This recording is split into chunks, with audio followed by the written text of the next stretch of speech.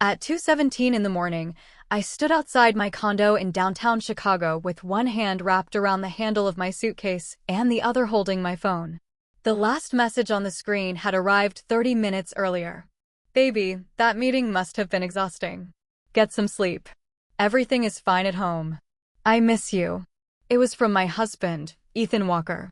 I was not supposed to be home for another 21 days. The merger integration project that had kept me in London for nearly 3 months had ended ahead of schedule when the client signed the final acceptance papers early. I changed my flight at the last minute and told no one. Not Ethan. Not my aunt. Not even my best friend, Vanessa Moore. All the way from O'Hare, I had imagined Ethan's face when he saw me. I pictured surprise, then relief, then the wide smile he used to give me before our marriage became a calendar of business trips, delayed dinners, and apologies sent by text. Instead, when I opened the door, the first thing I saw was a pair of burgundy heels in the entryway. The heels were narrow, with a delicate ring of crystals around the pointed toes. I knew them because I had chosen them myself for Vanessa's birthday the year before. Vanessa was supposed to be staying with us. That part was not a surprise. 2 months earlier, she had called me in tears. A water heater had supposedly burst in the unit above her apartment, flooding her ceiling and soaking 2 walls. Her landlord had ordered her to move out while the building was repaired, and the insurance process could take at least 8 weeks. I had been at the airport when she called. Ethan had stood beside me, listening to half the conversation, and had seemed more concerned than I was. She can't live in a hotel for 2 months, he had said. It's expensive, and she shouldn't be alone while she's dealing with all of this. We have a guest room. Let her stay here. She's practically family. Vanessa and I had been friends for 12 years. After college, we had shared a basement apartment on the north side where the heat failed every January, and the 2 of us once stretched one discounted pizza over an entire weekend. She had seen me through my mother's illness. I had helped her rebuild after 2 bad relationships and 1 disastrous career change. I had never questioned her. I had certainly never questioned why my husband was so eager to help her. But now Vanessa's heels were lined up beside Ethan's leather shoes, close together, neat and familiar, like they belonged to a couple who had been coming home to each other for years. I did not turn on the light. The curtains in the living room were not fully closed. The lights along the Chicago River spilled through the gap, illuminating details one at a time. A silk shawl was draped over the arm of my sofa. 2 wine glasses sat on the coffee table, one marked with a faint print of rose-colored lipstick. A white orchid stood beside the media console. Vanessa loved orchids. I hated them because I could never keep them alive. Then I saw the empty space on the wall. Our wedding portrait had been taken down. The frame was leaning against the coat closet with the photograph turned toward the wall. A woman laughed softly from the primary bedroom.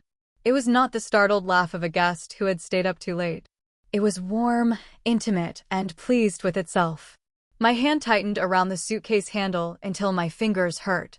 For one wild second, I imagined storming down the hallway, throwing open the door, and demanding an explanation. But something colder than anger moved through me. I put my phone on record, slipped off my shoes, and crossed the hardwood floor without making a sound. The bedroom door was not fully closed. Vanessa was propped against my pillows wearing my dark green silk robe. A stack of documents rested on her lap. Ethan sat beside her with one arm around her waist. My bed, my lamp, my robe, the candle I had carried home from Paris because Ethan once told me its scent reminded him of our honeymoon.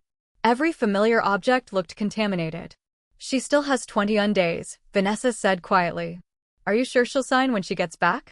Ethan laughed under his breath. That London project is paying her a huge bonus. First, I get her to move it into the joint account. Then I have her sign the asset authorization. Claire always thinks she's the smartest person in the room, but all I have to do is say it's for our future. She'll give in eventually. Vanessa turned one of the pages. What about the condo? You said you'd get at least half in the divorce. We've lived here together for 6 years. Some of the renovation and association fees came from our joint account. A judge isn't going to leave me with nothing. And if Claire fights, I'll tell everyone she was never home, that she chose work over the marriage, that she was emotionally unavailable. What if she finds out about us? Then she finds out. His voice sharpened with impatience. She hates public humiliation. She'll do anything to keep her private life from becoming gossip.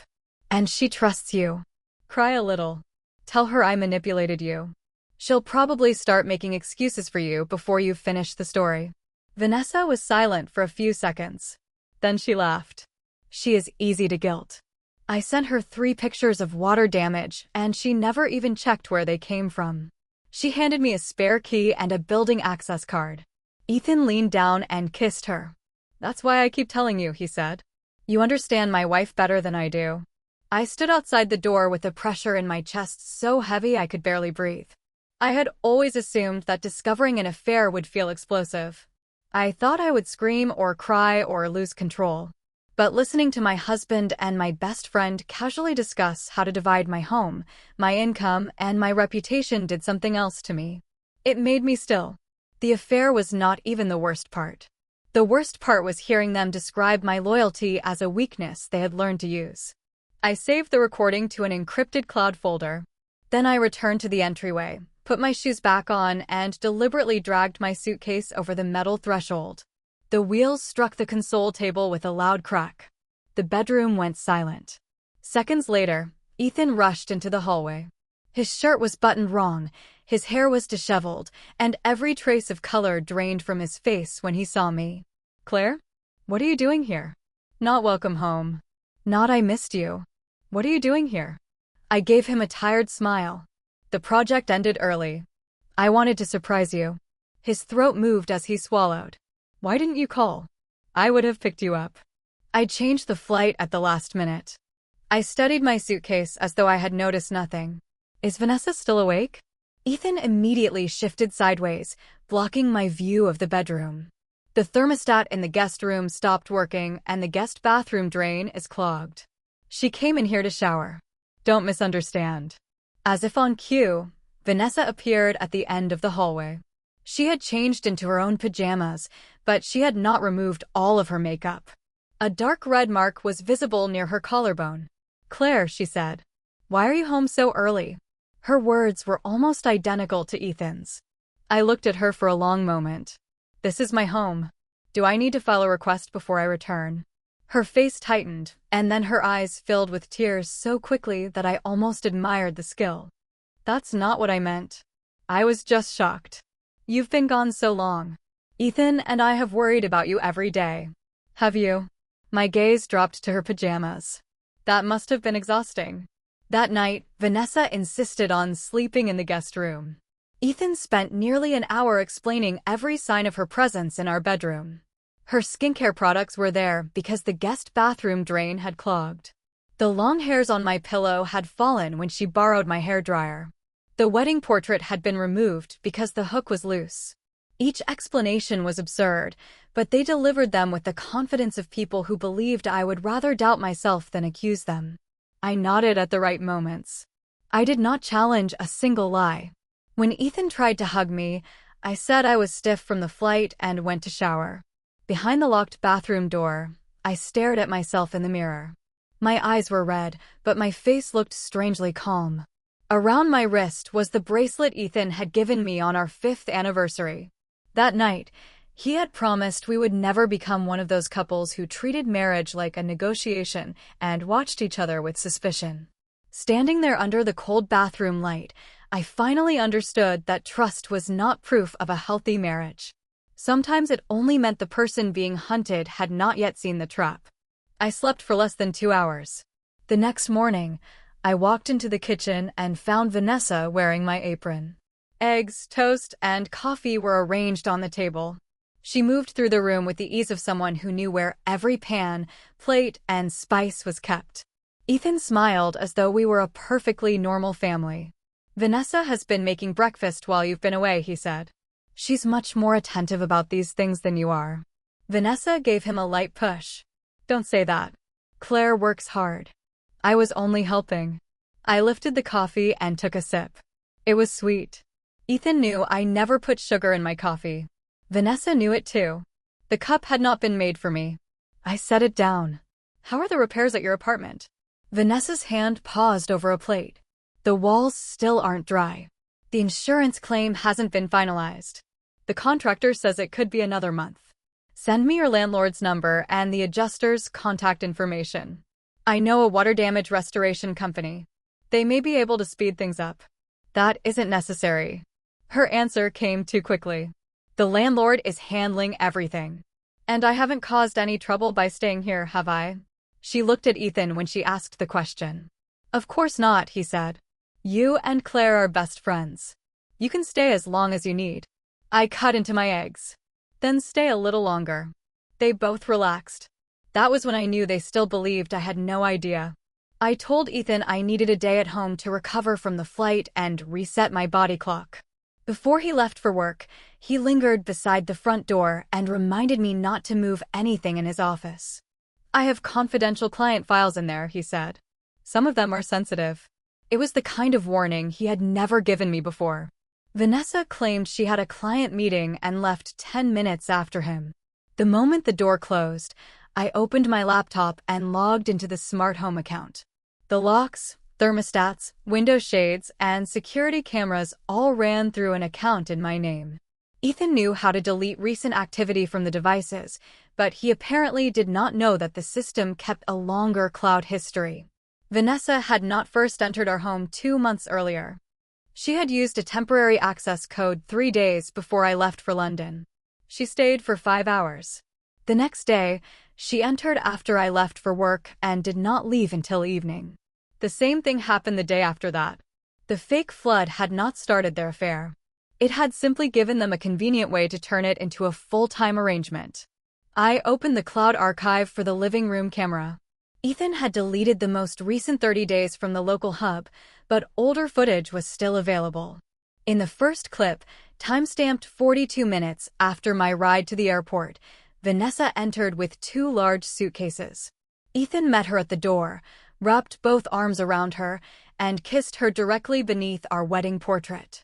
In another clip, Vanessa looked up at the photograph and frowned. I don't like her watching us.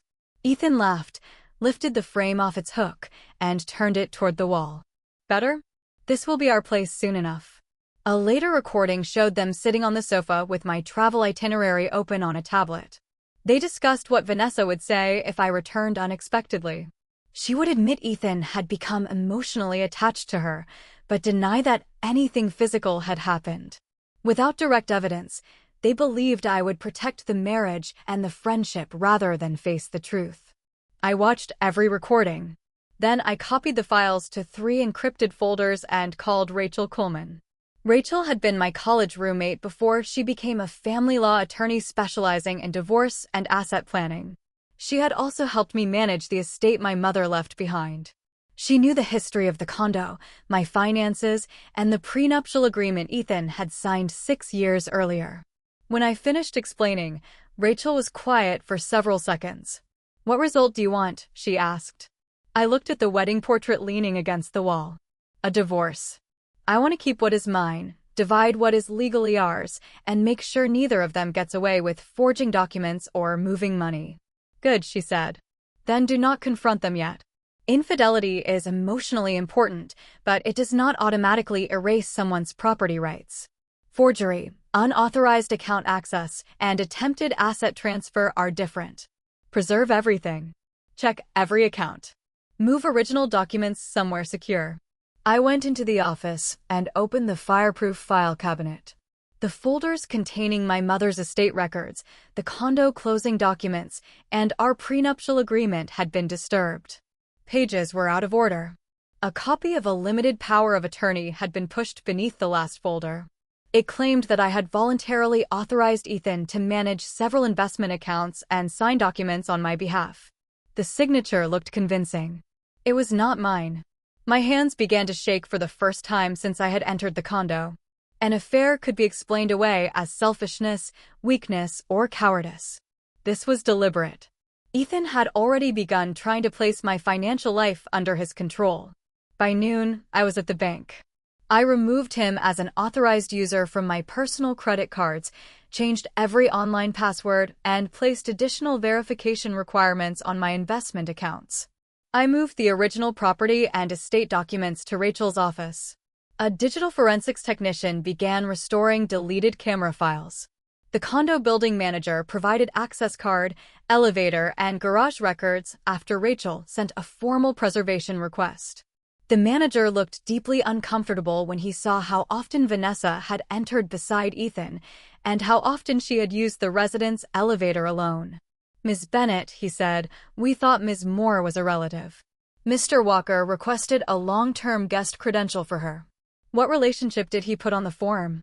The manager opened the electronic record. Wife's sister. Ethan had listed himself as both sponsor and emergency contact. I photographed the form and returned home. Then I checked the cloud history on our printer. A rental termination email was still stored in the print queue. Vanessa had voluntarily ended her lease 1 week before my departure and received most of her security deposit back. The water damage photographs she had sent me were not photographs of her apartment. A reverse image search traced them to a restoration company's website in Phoenix, posted almost a year earlier. By late afternoon, the lie was complete in front of me. Vanessa had not been displaced. She had given up her apartment because she and my husband expected her to replace me in mine. For the next 3 days, I behaved normally. I went to my office, answered emails, ate dinner at home, and asked Ethan casual questions about work. At first, he and Vanessa watched me carefully. When I did not mention the robe, the wine glasses, the bedroom, or the removed photograph, their caution faded. Soon they began exchanging looks across the table. Vanessa sat close to Ethan on the sofa and asked what he wanted for dinner the next night. Ethan criticized the gifts I had brought from London, saying the color or size was wrong, then handed them to her. This would suit Vanessa better. Months earlier, that sentence would have wounded me. I might have wondered whether I had become too focused on work or too distant to be a good wife. Now I could see the performance. They were trying to make me feel like a visitor in my own home. On the 4th night, Ethan finally brought up money. I heard the client accepted the project early, he said over dinner. "Your bonus must be significant. It hasn't been finalized. You shouldn't keep everything in separate accounts forever." His tone softened into concern. "We've been married 6 years, but our finances still feel divided. A friend of mine manages conservative investments. We could combine your bonus with some of our savings and build a real family portfolio." Across the table, Vanessa lowered her eyes to her wine glass, but I saw the corner of her mouth rise. I let the silence stretch. "The preliminary estimate is around $520,000, I said. "That includes the project bonus and some restricted stock that may vest early." Ethan froze with his fork in midair. Vanessa looked up. I continued as though the number meant very little.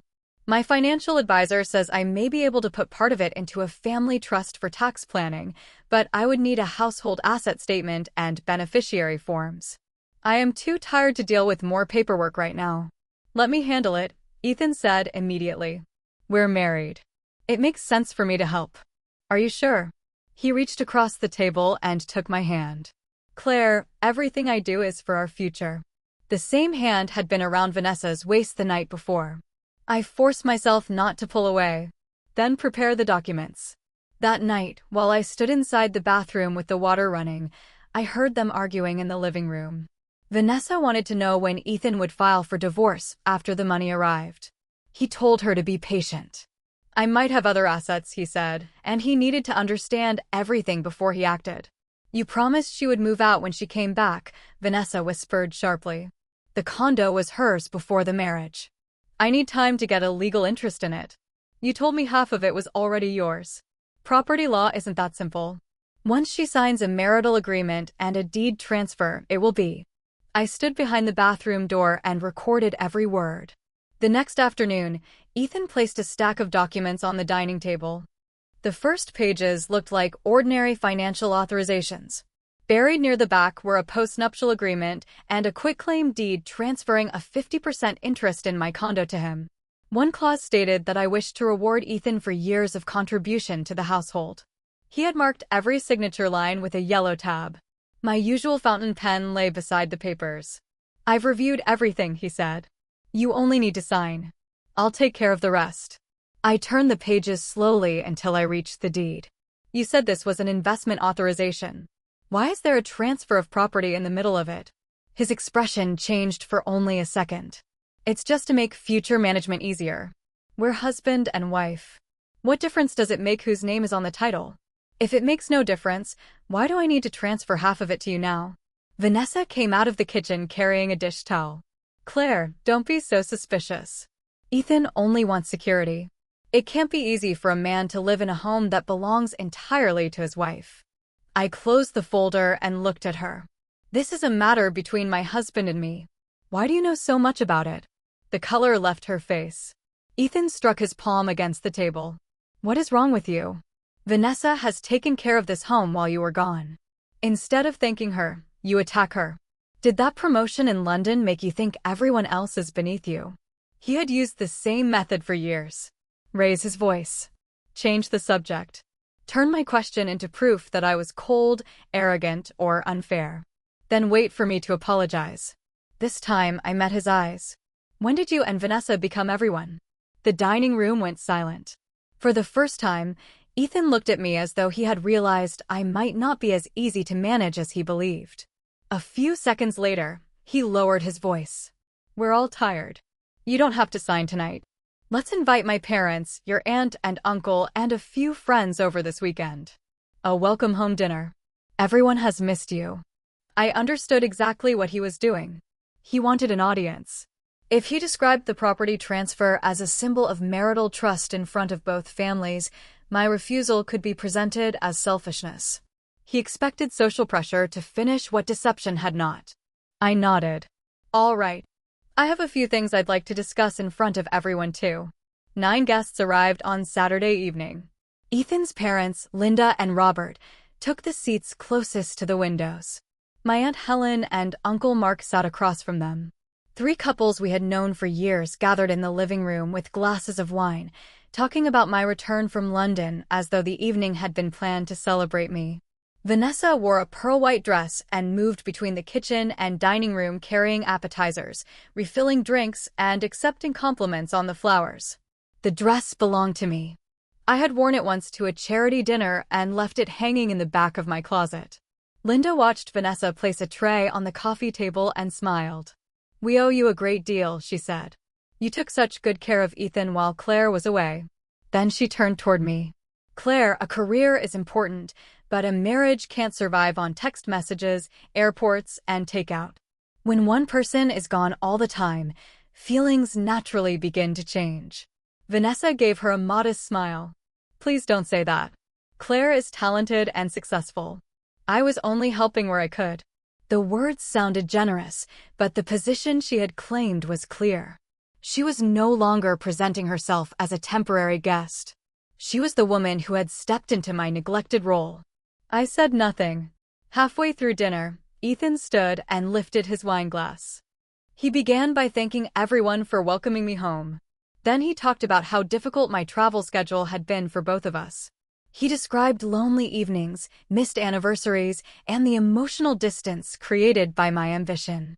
Finally, with practiced reluctance, he explained that he wanted us to rebuild trust by managing our assets together. Linda immediately supported him. That seems reasonable. Married people shouldn't divide everything so sharply.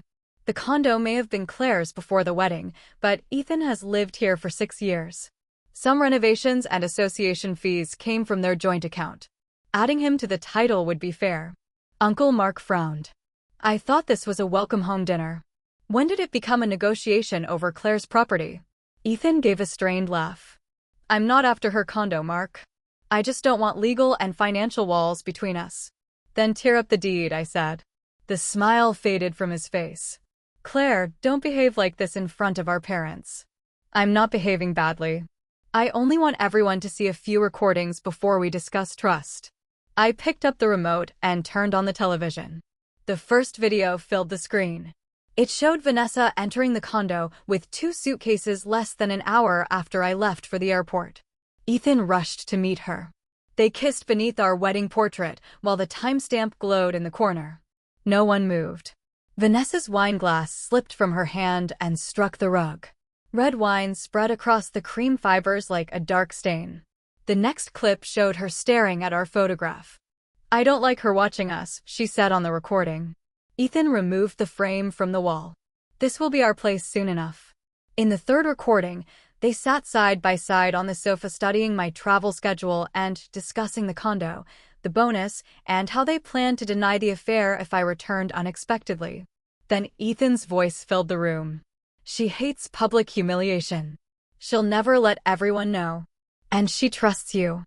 Cry a little and she'll probably make excuses for you." Linda turned gray. Ethan lunged toward the television. "Turn that off. You had no right to record us." I paused the video. "The security system is installed in my living room. The account, purchase records, and service agreement are in my name. You both knew the cameras were here. You simply believed deleting local files would erase everything." Vanessa burst into tears. She came around the table and grabbed my forearm. "Claire, please listen. Ethan lied to me. He said the marriage was over. He said you had no feelings left for him and that he was miserable. I felt sorry for him. I never wanted to hurt you." I removed her hand. "Did Ethan force you to invent the flood too?" She stopped crying for half a second.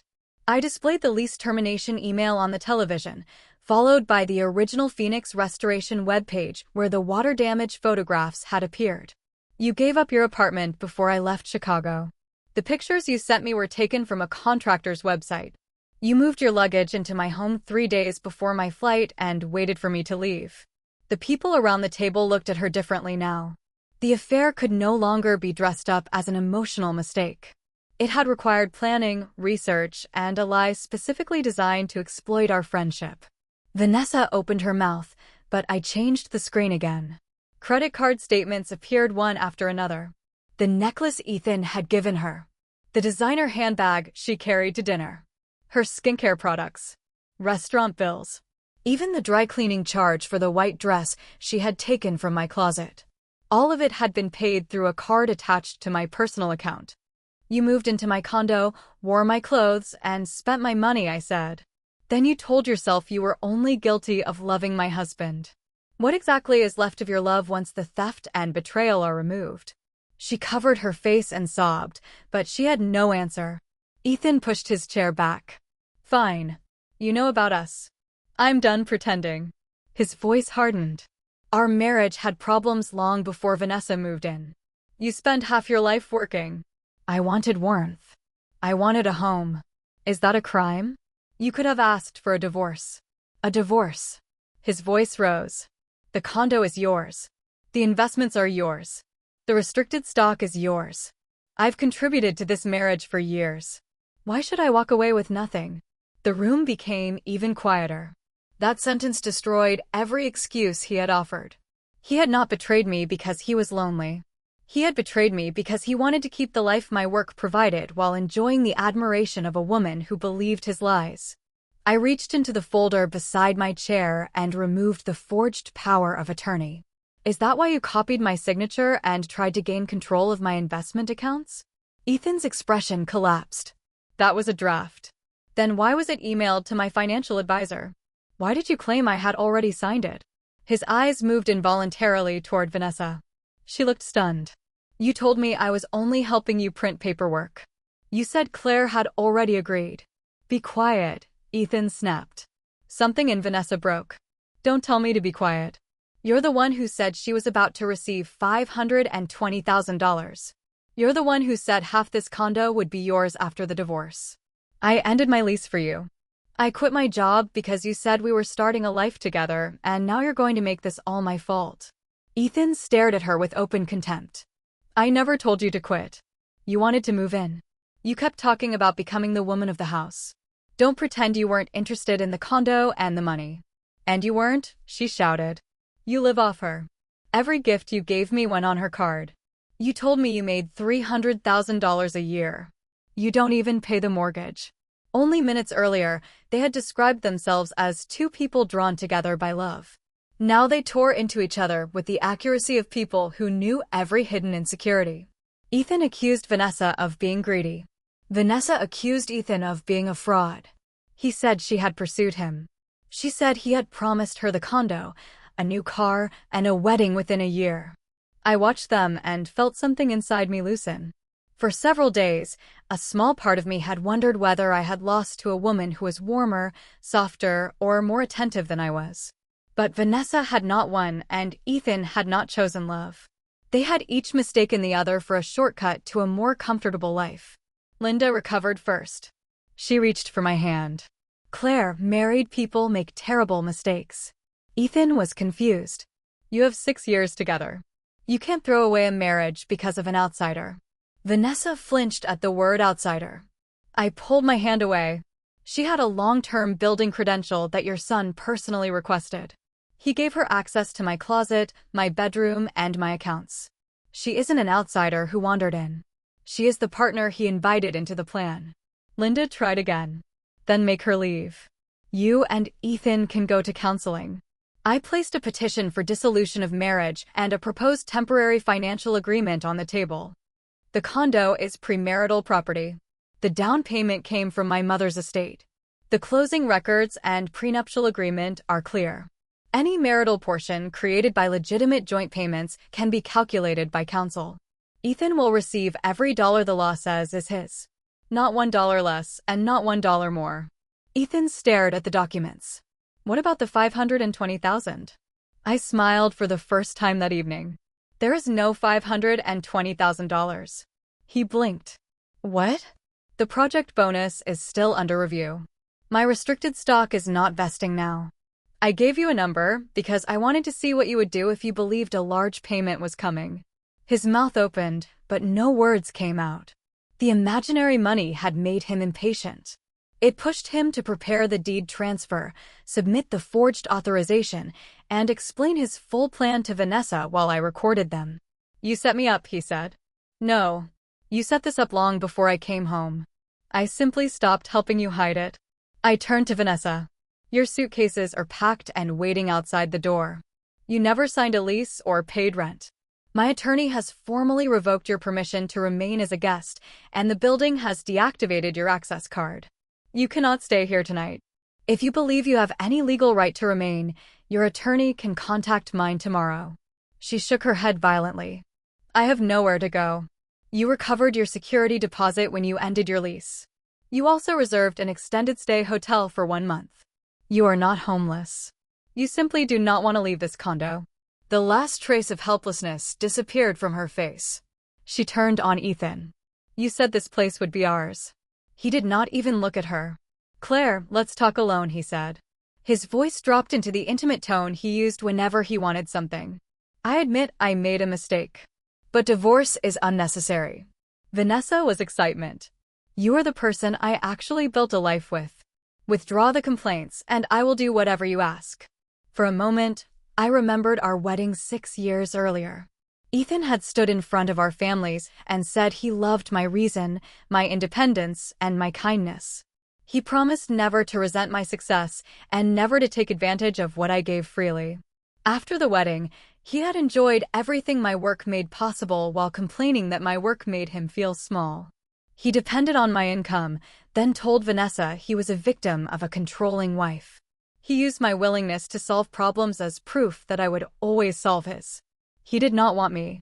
He wanted the life I maintained around him. The person you wanted to build a life with was never me, I said. It was the version of me who paid the bills, protected your image, and explained away every cruel thing you did. His face went blank. Building security escorted Vanessa out that night. Her 2 suitcases stood in the elevator lobby just as they had on the day she moved in.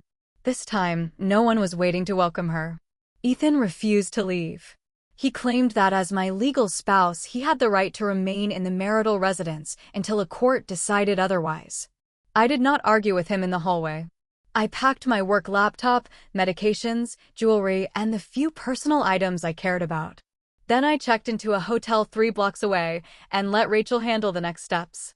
For the first time in years, I did not stay behind to clean up the mess he had made. 3 days later, the bank confirmed that Ethan had tried to use the forged limited power of attorney to move money from one of my investment accounts. My financial advisor had saved the emails, the call notes, and the document Ethan submitted. In one message, He wrote that I was too busy overseas to speak directly and had authorized him to act for me. In another, he asked how quickly a portion of the account could be liquidated without creating unnecessary delays. Rachel advised me to make a police report and request temporary court orders protecting disputed assets. I followed her advice. The process was not dramatic. There were no detectives bursting through doors or handcuffs at the dinner table. There were statements, document requests, preservation notices, and long conversations in windowless offices. But each ordinary step removed another piece of control Ethan thought he still had. His employer began an investigation of its own.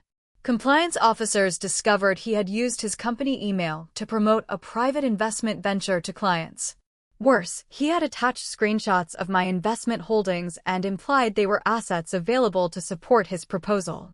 He had used my financial life as proof of his success. The company suspended him pending review. That was when he truly panicked.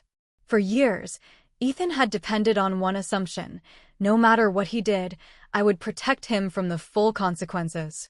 I would avoid embarrassing our families. I would keep private matters private. I would worry about his career, his reputation, and his mother's health before I worried about myself. He had mistaken my restraint for permission. From the hotel, I received a flood of messages. At first, he apologized. Then he blamed Vanessa. Then he blamed my travel schedule. Then he accused Rachel of manipulating me. By the 5th day, he was angry. You are destroying my life over one mistake. By the 7th, he was sentimental. Do you remember our first apartment? Do you remember the winter the furnace broke and we slept in coats? We survived harder things than this. He was right about the furnace. What he left out was that I had paid for the emergency repair while he spent the night complaining that the landlord did not respect him. I stopped reading the messages and instructed him to communicate through counsel. Vanessa began telling mutual friends that she had been manipulated by a married man. According to her version, Ethan had described our marriage as dead, insisted a divorce was imminent, and persuaded her to surrender her apartment because he needed emotional support. That story might have worked if there had been no recordings. The audio captured her asking how to pressure me into signing documents. The camera showed her helping remove my wedding portrait. The printer history proved she ended her lease before the supposed flood. The access logs showed she had entered my home repeatedly while I was still in Chicago. Friends who had known us for years began calling me. Some apologized for failing to notice. Others confessed that Vanessa had recently described the condo as the place Ethan and I will probably keep once the divorce was finalized. One woman told me Vanessa had shown her photographs of my kitchen and asked whether white marble or black granite would look better after renovation. I listened without asking for more. There is a point when additional betrayal no longer changes the conclusion. The first divorce settlement conference took place 6 weeks after I returned from London. Ethan looked smaller than I remembered. He had lost weight. His expensive suit hung loosely across his shoulders, and the confidence he once wore so naturally had disappeared. He did not mention Vanessa at first. He talked about our history. Claire, I know you're angry, but we loved each other. Doesn't that count for anything? It counts as something that happened, I said. It does not create a future. There is really no possibility of starting again? No. He stared at the conference table. You don't miss any of it? My answer surprised even me because it was gentle. I miss the marriage I believed I had. I do not miss the man sitting across from me. He was silent for a long time. Then he said, Vanessa is blaming everything on me. She says I deceived her. I almost laughed. Their relationship had not survived the loss of my home and my money.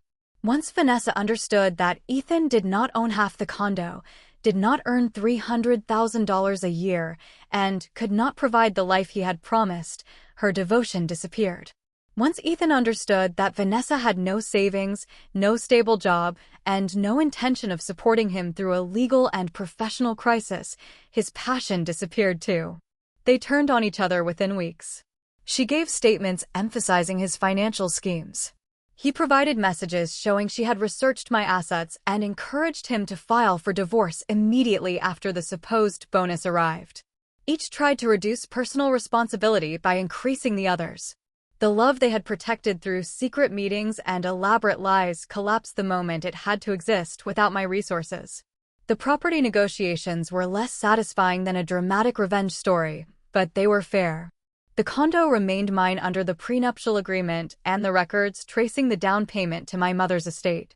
Accountants calculated the legitimate marital contribution to certain improvements and expenses.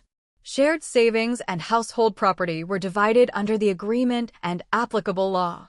Ethan did not leave with nothing, but he did not receive the fortune he had planned to take. The forged authorization and attempted account transfer were handled separately. I did not control every outcome, and Rachel repeatedly reminded me not to confuse accountability with the fantasy of total punishment. That distinction mattered. For weeks, I had imagined I would feel healed when Ethan lost his job, when Vanessa lost her friends, or when a judge recognized the fraud. But recovery did not arrive as a verdict. It came in smaller moments. It came the first morning I woke in the hotel and realized no one would criticize the way I loaded the dishwasher. It came when I ordered dinner for myself without considering what Ethan preferred.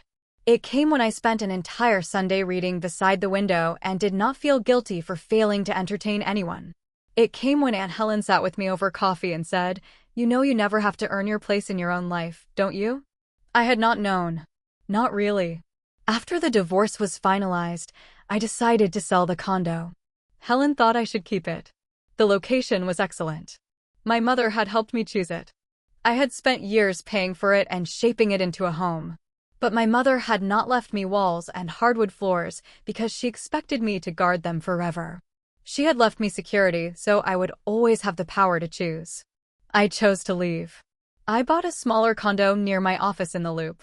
It had no guest room large enough for someone to gradually take over. It had no dark-paneled office designed around Ethan's tastes. I chose pale wood floors, simple furniture, and curtains that let in the morning light. I filled the balcony with herbs and green plants. I covered the largest living room wall with photographs from places I had visited alone: Lisbon, Vancouver, Kyoto, Edinburgh, and the coast of Maine. For the first time, every room reflected a decision I had made without negotiation. On moving day, I found our wedding portrait at the back of the old coat closet. In the photograph, I wore a white dress and smiled with complete trust. Ethan stood beside me with one arm around my shoulders, looking like a man who would protect me from anything. I studied the younger version of myself. For months, I had been tempted to feel ashamed of her. She had trusted too easily. She had ignored small resentments, explained away selfishness, and believed love made vigilance unnecessary. But she was not foolish because she had been sincere. The shame belonged to the people who used sincerity as an opening. I did not tear the portrait. I did not take it with me. I turned it face up and left it in the empty living room. Not as a memorial to the marriage, but as proof that betrayed trust is not the same thing as stupidity, and generosity is not permission to steal. 3 months later, Ethan waited outside my office building for nearly 2 hours. He held a bouquet of white roses, the kind I used to love. His internal investigation had ended with him leaving the company. He said he was looking for work and attending counseling. He said he had cut off all contact with Vanessa. "Claire," he said when I approached, "I finally understand. You were the only person who ever truly cared about me." I did not take the flowers. "That isn't what you understand." His eyes searched my face. "Then what do I understand?" "You understand that you lost the person who always cleaned up after you. You missed the protection, not the woman who provided it." "That's not fair." "It is the first fair thing I have said to you." I walked past him and entered the building. The elevator doors began to close. Through the glass, I saw him standing on the sidewalk with the white roses in his hand, waiting for a version of me that no longer existed. My reflection looked back at me from the elevator wall. Calm, clear-eyed, unafraid. Coming home early had cost me my husband and my best friend. For a long time, I thought that was the tragedy. Later, I understood that the trip was not the only thing that ended ahead of schedule. My marriage was not even the most important thing that ended. What truly ended that night was my willingness to spend years excusing 2 people who had turned my kindness into a tool against me. When the elevator reached my floor, the doors opened onto a life that belonged only to me. And for the first time in years, I held the key.